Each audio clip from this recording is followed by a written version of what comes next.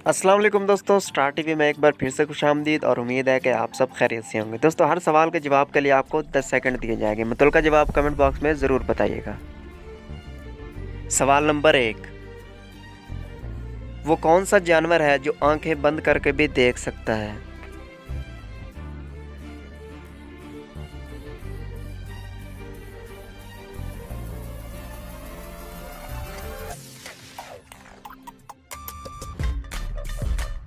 इस सवाल का जवाब है ऊंट।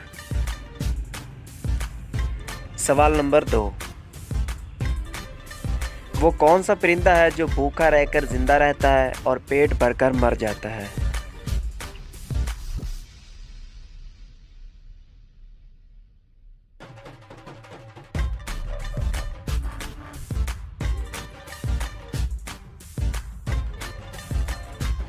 जवाब है मच्छर।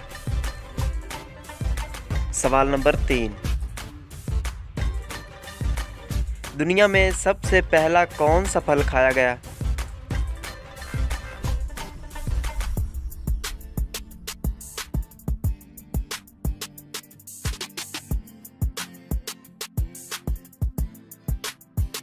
इंजीर। सवाल नंबर 4,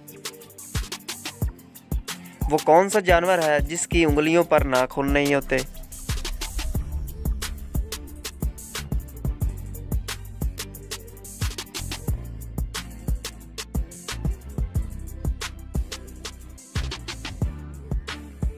तो दोस्तों, इस आखिरी सवाल का जवाब है मेंढक।